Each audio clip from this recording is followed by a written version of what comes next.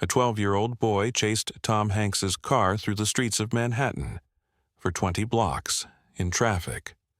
Why? Because Tom had dropped his wallet. But here's the thing.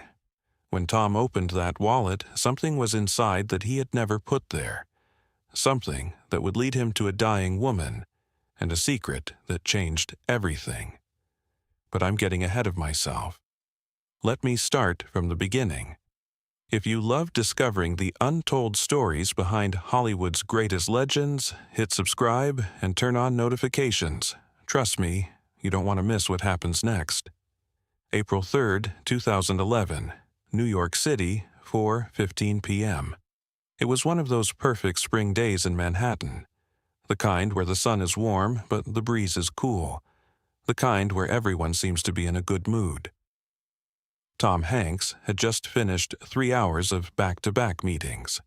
Interviews about an upcoming film. Handshakes with executives. The usual Hollywood circus, just in a different city. He was walking back to his hotel, looking forward to a quiet evening with the room service and a good book. Then he reached into his pocket. Empty. His wallet was gone. Cash? He didn't care. Credit cards? He could cancel them. But there were 2 photos in that wallet. One of Rita, one of his kids. 20 years old, irreplaceable. He searched everywhere, the coffee shop, the sidewalk, the car, nothing. Then his hotel phone rang. "Mr. Hanks, someone is here with your wallet." Tom expected a hotel employee, maybe a fan. He got a kid, 12 years old, skinny, messy brown hair that looked like it hadn't seen a comb in days. Clothes that were clean but worn. The kind of clothes you wear when you can't afford new ones, but your mom makes sure you look presentable anyway. He was sitting in a lobby chair that seemed too big for him, clutching Tom's wallet with both hands like it was the most precious thing in the world. "Are you Tom Hanks?" "That's me." "This fell out of your pocket. I saw it happen." "Why didn't you say something?" "I tried. You drove away, so I ran after you." Tom stared at him. "You chased my car? For 20 blocks. You drive fast." This kid, this child, had sprinted through Manhattan traffic to return a stranger's wallet. "What's your name?" "Marcus. Marcus Webb." "Most people would have kept the cash, Marcus." The boy shook his head. "My mom says taking what isn't yours makes you less than what you are." Tom smiled. "And smart woman." "She is." Tom opened the wallet. Cash there, cards there, photos there. But something else was there too. A folded piece of paper, tucked behind his license. Paper that Tom had never seen before. "Marcus, did you put this here?" The boy's face went red. "I'm sorry. I didn't know how else to reach you."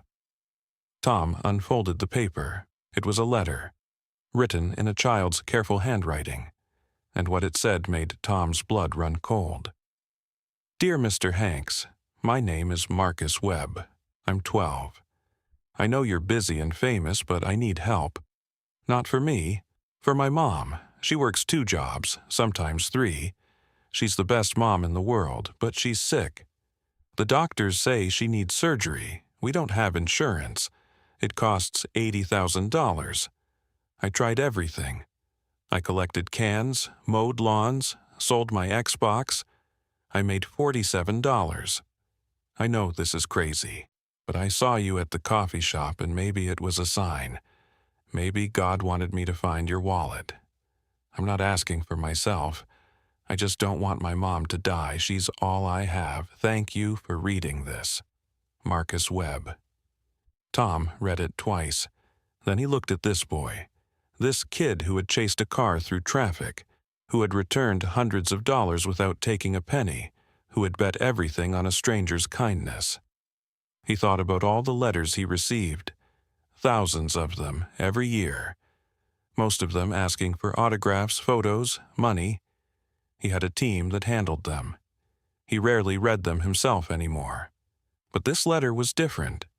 This wasn't a fan letter. This was a desperate prayer, written by a child who was watching his mother die and had no one else to turn to.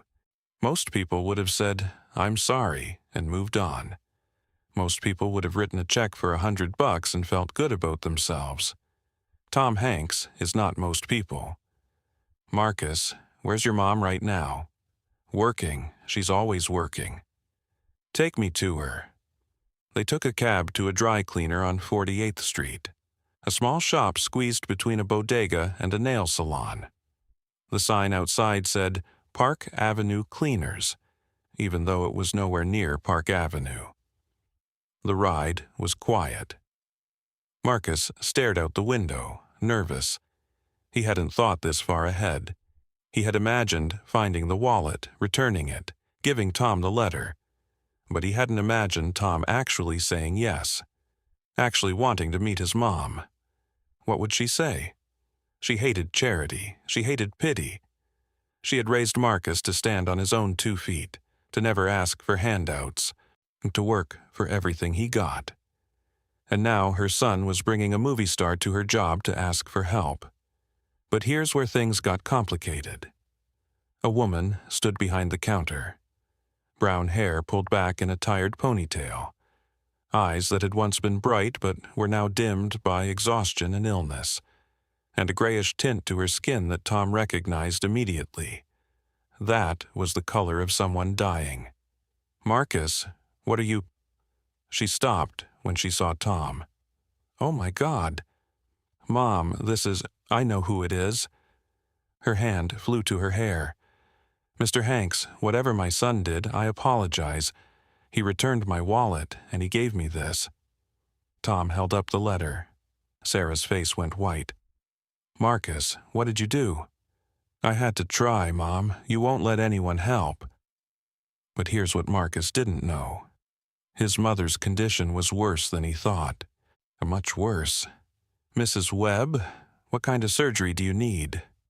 "Mr. Hanks, we're not charity cases." "What kind?" She paused. "Heart valve replacement. But I'm managing with medication." "Managing isn't fixing." "How long do you have?" Sarah looked at her son. She didn't want to answer in front of him, but Tom needed to know. "Mrs. Webb, how long?" "The doctors said maybe a year, if I'm lucky." Marcus's face crumbled. "Mom, you said you were fine. You said I didn't want to scare you, baby." The boy started crying. His mother started crying, and Tom Hanks made a decision. He pulled out his phone. "Hi, this is Tom Hanks. Connect me to Dr. Reynolds in cardiology, now." Sarah tried to stop him. "Mr. Hanks, you can't—" Tom held up a finger. "David, it's Tom.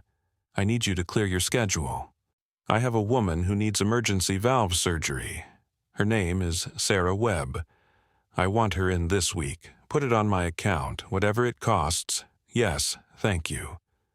He hung up. "You have an appointment Friday at 10 a.m. Dr. Reynolds is the best in the country. He's done surgeries for my family. You're in good hands." Sarah was shaking. "I can't accept this. It's too much. You don't even know us. I know your son chased my car for 20 blocks to return $200 he could have kept. I know he wrote a letter asking for help, not for himself, but for you. I know he's the most honest kid I've ever met." Tom knelt down so he was eye level with her. "That boy is extraordinary, and he's extraordinary because of you, what you taught him, who you are." He stood up. "Let me do this, not for you, for him, so he doesn't grow up without his mother." Sarah looked at Marcus. Marcus looked at her. "Please, Mom, just say yes. For once, let someone help us." And here's the moment that broke me when I heard this story. Sarah pulled her son close. She held him tight. And through her tears she whispered, "Okay, yes, thank you."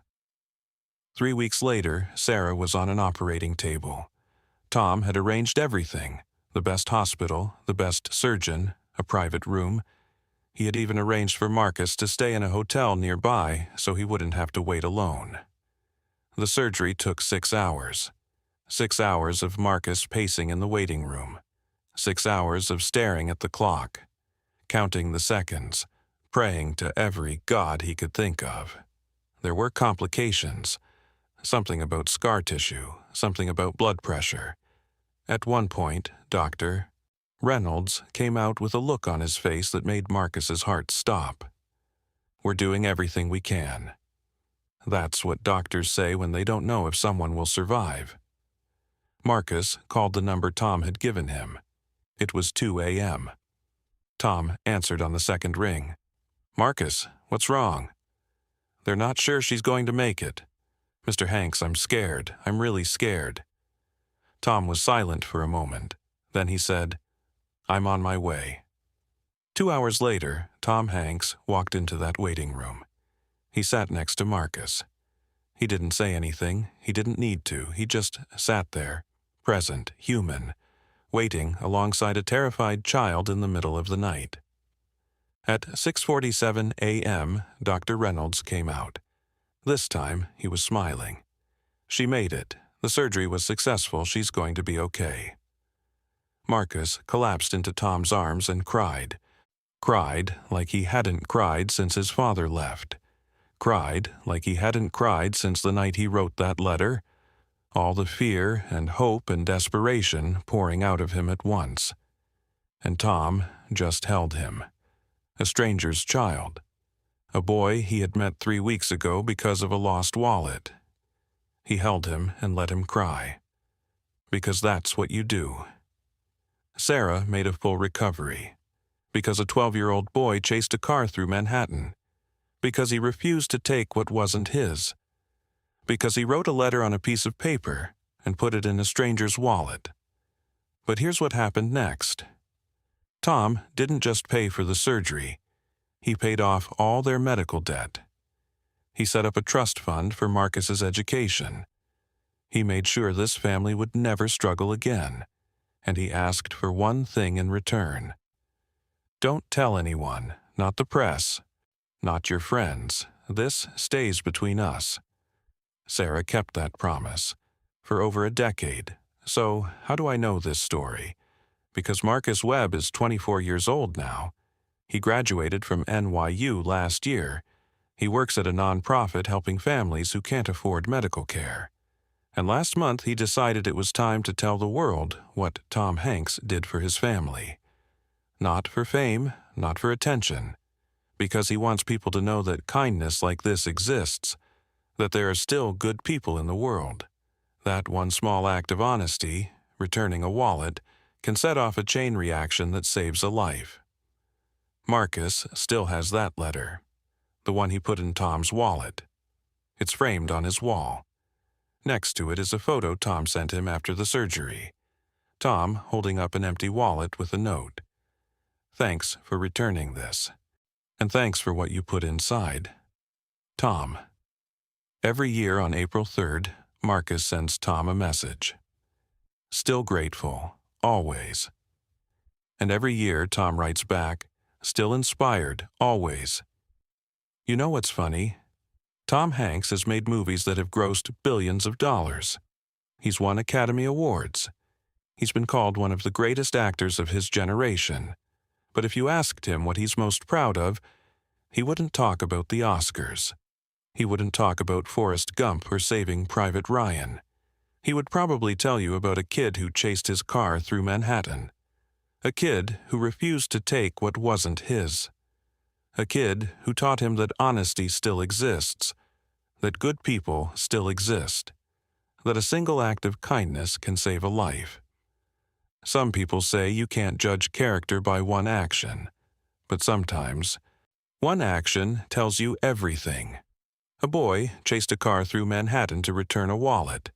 A man paid $80,000 to save a stranger's life. That's not luck, that's not coincidence. That's what happens when honest people meet kind ones. And that's the story of Tom Hanks and the wallet that saved a life.